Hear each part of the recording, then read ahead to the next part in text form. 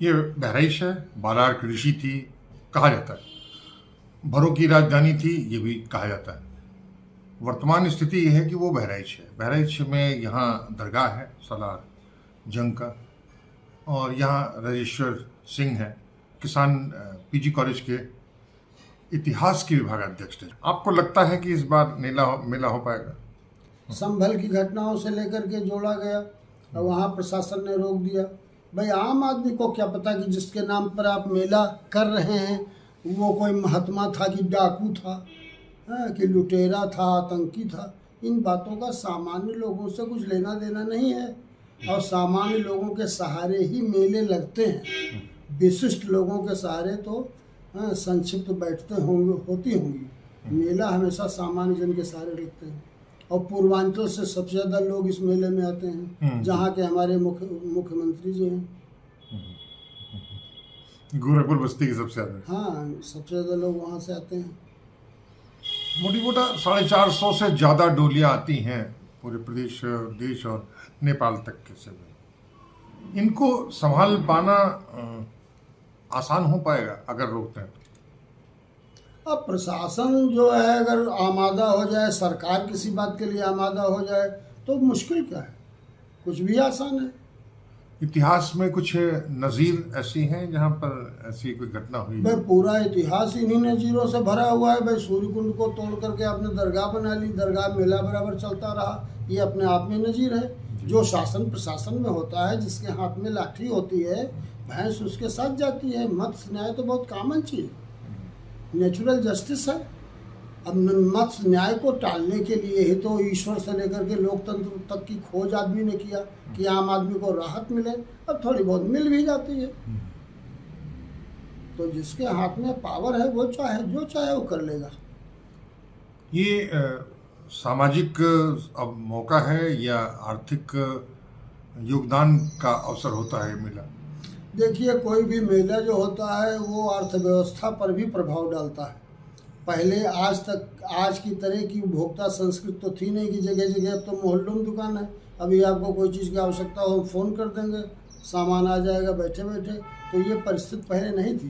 पहले जो मेले लगते थे वो क्षेत्रीय अर्थव्यवस्था से जुड़े रहते थे, और आम आदमी जो है उसमें तमाम साल माल के ज़रूरत की चीज़ें खरीद लिया करता था। और सामाजिक है ये, समाज जहाँ इकट्ठा होगा, हर वर्ग के लोग जहाँ जाएंगे उसको सामाजिक तो मानना ही पड़ेगा। तो सामाजिक आर्थिक के साथ साथ इसका एक सांस्कृतिक पक्ष भी है। तो सांस्कृतिक है, सामाजिक है, आर्थिक है, और पर्यटन भी है एक तरीके। हाँ, पर्यटन तो जुड़ा हुआ है। ये किसी भी यात्रा में आप पर्यटन को शामिल कर ही सकते हैं।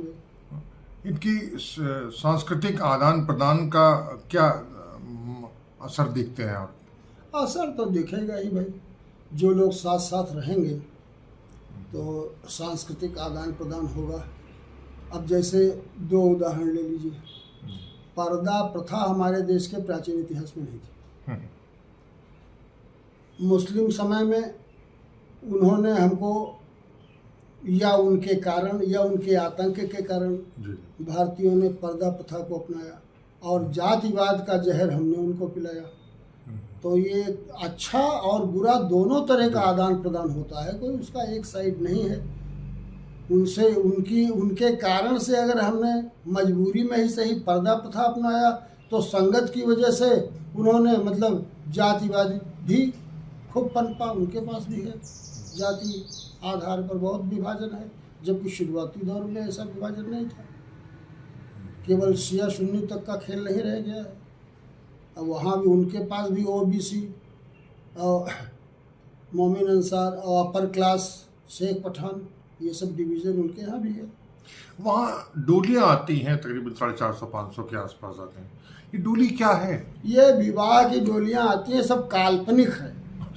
जब खलनायक रहा ही नहीं तो किसकी शादी? अब कुछ लोगों की नज़र में वो नायक है, अब हमारी नज़र में तो खलनायक ही है। तो उसके विवाह के लिए डोलियाँ आती हैं। जब वो खुद ही जीवित नहीं रहा तो डोलियों का क्या मतलब है? फिर तो काल्पनिक विवाह है। मतलब ये जिस तरीके से सूचना विभाग जिस तरीके से हवा हाँ, तो भाई जिन लोगों के पास साधन सुविधा है वो जैसी चाहे वैसी हवा बनाए, उनको सुविधा है। वैसे इनका मोटिव क्या होता है? इसका, इस षड्यंत्र का मतलब क्या होता है? कोई मोटिव नहीं होता है। ट्रेडिशन का क्या मोटिव होता है? ऐसी चीजें हो रही हैं तो भाई होती रहे, किसी को पता नहीं होता। लोग बताते हैं कि डोली का मतलब अपनी बेटी वहां तक पहुंचा रहे हैं, ऐसा कुछ। भाई डोली में तो बेटी नहीं पहुंचाओगे तो किसको पहुंचाओगे? लेकिन जो काल्पनिक मामला है, जब दूल्हा ही नहीं है तो बेटी को कहाँ ले जाओगे? तो विवाह वाला प्रकरण तो काल्पनिक है। और एक और दूसरा है, वो बारात आ रही है तो बारात हाँ, तो दूल्हे की जाती है, हाँ, और हाँ, ले करके लड़की आ रही है तो सही है, सही है, बारात आने की बात है। हाँ। और हम बचपन से सुनते आए हैं कि जिस दिन बाले बच्चे का विवाह होता है, हाँ। उस दिन मतलब जबकि विवाह कभी नहीं होता है, हाँ। उस दिन आम के बाग में 5 टपके जो हैं गिरते हैं। क्या होते हैं? जो पके हुए आम सीप स्टाइल में 5 टपके, हाँ। तो कहते हैं कि बाग में जाओ, आज मतलब गिरेंगे। और आंधी पानी तूफान भी आता है, वो मौसम ही आंधी पानी का रहता है। अब इस बार तो अलग बात है कि अच्छा। सारी आंधी पानी 15 अप्रैल के अंदर ही आ गई। लेकिन आमतौर पर मई का महीना जो होता है, जेठ का, उसमें आंधी पानी की कहानी होती रहती है। तो ये इनकी कथा और संतोषी माता और सत्यनारायण कथा की दोनों ऑलमोस्ट पात्र वात्र बना करके एक बहुत खूबसूरत तश्तरी के तौर पर पेश कर देते हैं, ऐसा कुछ है? भाई कोई भी चीज़ जो आप करने लगिएगा तो उसमें निखार भी आएगा, विकृतियां भी आएंगी, और ट्रेडिशन बन जाएगा। ट्रेडिशन को पकड़ के लोग चलते हैं और वही आस्था हो जाएगा। हाँ, ट्रेडिशन कालांतर में आस्था बन जाती है। तो हम आस्था के चक्कर में न पड़े, हम उस तरीके देखें जो एक जो उत्सव के तौर पर चीज़ें हो रही हैं। आप जिसको चाहें खारिज कर दें, जिसको चाहें अडॉप्ट कर लें, ये आपके ऊपर है। इस पर प्रशासन के हस्तक्षेप का औचित्य क्या होता है? अब औचित्य तो कुछ नहीं भाई, शताब्दियों से जो मेला चल रहा था, कोई एक दिन से तो हो नहीं रहा है। तुलसीदास तक को लोग उद्धृत कर रहे हैं इस मेले को लेके। तो सवाल ये है कि 16वीं शताब्दी के पहले से मेला हो रहा है, और उसके अंदर जो आच्छादित जो मज़ारें हैं वो फिरोज तुगलक के टाइम की कही जा रही हैं, 14वीं सदी की। और यहाँ पर जो युद्ध हुआ वो 11वीं शताब्दी का है। तो सब गैप है लंबा लंबा। लेकिन जब मुस्लिम शासन स्थापित हो गया, उन लोगों का प्रभुत्व बढ़ा, तो बाद में उन्होंने अपने चीज़ों को जैसे चाहा वैसे कर लिया। भाई आदमी रूपांतरित तो करता ही रहता है। भाई अंग्रेज भी यहाँ आए तो उन्होंने अपना सब चर्च बनाए, लेकिन कोई मंदिरों को तोड़ के नहीं बनाए उन्होंने। ये जो पूरा विवाद शुरू हुआ संभल से लेकर के और यहाँ तक का हो रहा है, योगी ने कहा कि आक्रांताओं का हम महिमा मंडन नहीं करेंगे, ये मुसलमानों को दबाने का ही सीधे सीधे मोटिव था। इसमें सफल हो गए हैं ये? सफल क्यों नहीं हो गए हैं? किसी हद तक तो सफल ही हैं। बाकी विवाद असली तो मन में होता है ना। हो गया। हाँ, तो मन में जब विवाद रहेगा तो वो छलकेगा ही कहीं न कहीं। और जो शासन सत्ता में जो प्रभावी रहेगा, भाई जब वो लोग प्रभावी थे वो जैसा चाहे वैसा किए। आज इनको लगता है कि हम प्रभावी हैं तो हम जैसा चाहेंगे वैसा करेंगे। तो अगर वैसा ही करना है तो मेला रोकने की क्या जरूरत है? मेले का रूप जो था प्राचीन, उस रूप को आप ले आइए। जैसे कैसे करें? जैसे सूर्य मंदिर 3 प्रसिद्ध थे भारत के, उसमें एक ये बालार्क का भी था। बालार्क नाम भी तो सूर्य का ही है ना। लेकिन वो तो औपचारिक पौराणिक उपमा है। पौराणिक तो सब चीज़ें हैं। हिस्ट्री क्या है भाई? हिस्ट्री में जिन चीज़ों को कवर कर लेना चाहिए उनको आप नहीं कवर कर पा रहे हैं। कुरुक्षेत्र मौजूद है, हस्तिनापुर मौजूद है, डूबी हुई द्वारका का पता चल चुका है, गीता महाभारत सब लिखित रूप में मौजूद है। तो कृष्ण के समय को आप हिस्ट्री में क्यों नहीं ले पा रहे हैं? आज तक तो हिस्ट्री ने कृष्ण के समय को कवर नहीं किया। आदमी लाखों साल से धरती पर है, इतिहास उसके पास बहुत कम समय का है, अधिक समय का इतिहास नहीं है। तो आप चाहते हैं कि सूर्य मंदिर के तौर पर इसको प्रतिष्ठा? नहीं, प्रश्न हमारे चाहने का नहीं है। हम क्या चाहते हैं? हम तो कुछ नहीं चाहते हैं। हम व्यर्थ की बातों में दिमाग नहीं लगाते हैं। लेकिन जब कोई बात सामने आ जाएगी तो उसका भाई विकल्प यही है, किसी शताब्दियों से हो रहे मेले को रोकने से कहीं अच्छा है कि उसका आप रूप परिष्कृत करें। हाँ, वो ज़्यादा अच्छा रहेगा। और बीच का रास्ता ये भी हो सकता है कि जिधर मज़ारे हैं आप एक लाइन खींच दीजिए, उधर जिनको करना हो अपना चद्दर चढ़ाना हो, अपना जो भी अपने कर्म कांड करने हो करें, और इधर का एक सेक्टर जिधर कूप है उसको आप मतलब हिंदुओं के लिए ओपन कर दें। तो बहरहाल में एक नया उपाध्याय अयोध्या शुरू हो। तो नई अयोध्या तो आप हर जगह बनाएंगे। हाँ, बिना बनाए आपका काम कहाँ चलने वाला है? अच्छा, आखिरी बात बता दीजिए जी। अगर इसको रोका रोका जाता है, सरकार या प्रशासन उसको रोकता है, ऑब्वियसली सरकार के इशारे पे ही करेगा, तो इसका क्या अंजाम हो सकता है? कोई खास अंजाम क्या होगा इसका? कोई बहुत बड़ा सत्याग्रह थोड़े निकल करके आने वाला है, ऐसा कुछ नहीं लगता। जो प्रदेश भर से इतने डोली आ रही हैं, नहीं आएंगी, जब जान जाएंगे नहीं आएंगी। प्रशासन रोक तो सकता ही है, इसमें कोई बहस नहीं है। अच्छा, उसका नुकसान क्या होगा? नुकसान भी ऐसा कोई खास थोड़ा होगा। सामाजिक मानसिक रूप से सामाजिक तनाव, हाँ, सामाजिक तनाव पैदा होगा, लोगों को बुरा लगेगा, ये सब बातें हैं। और सामाजिक सद्भावना का मतलब कमजोर पड़ना या उसमें विच्छेदन होना, ये अपने आप सामाजिक संस्कृति के लिए नुकसान ही कहा जाएगा। भाई हमारा देश कोई मुसलमानों के कारण सेकुलर थोड़े है, इस्लाम का जन्म नहीं हुआ था उसके पहले से देश सेकुलर रहा है। आखिर जैनिज्म को बर्दाश्त किया कि नहीं किया इस देश ने?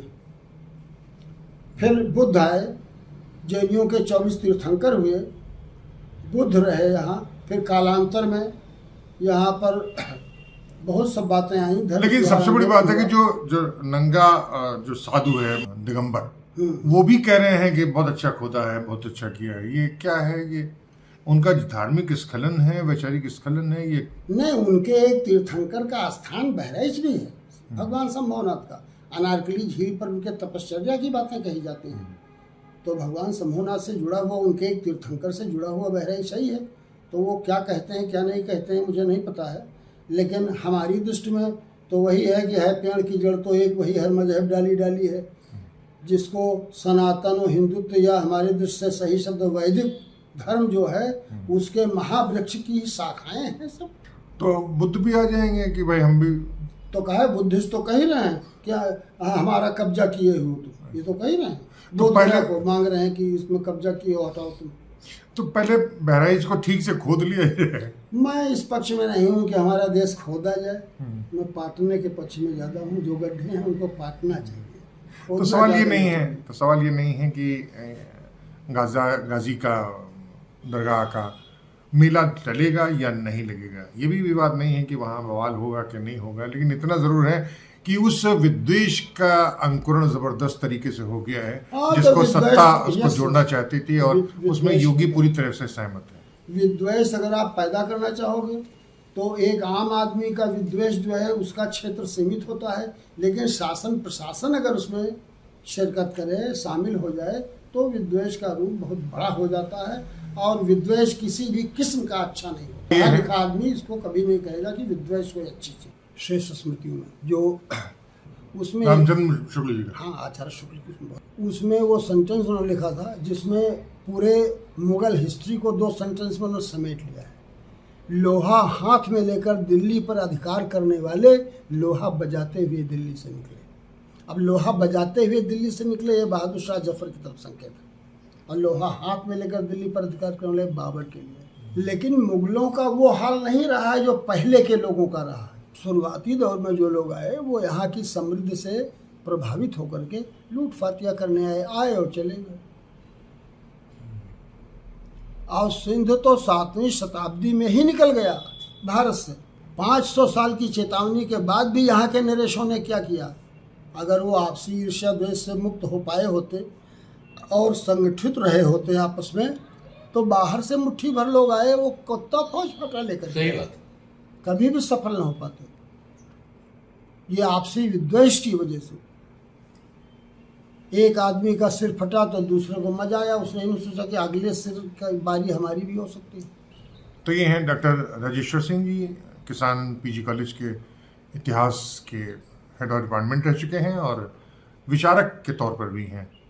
अगली बार फिर दूसरे मसले पर, लेकिन दूसरे स्थान पर किसी दूसरे लोगों के साथ हम फिर हाजिर होंगे। तब तक दुलती लिए कुमार से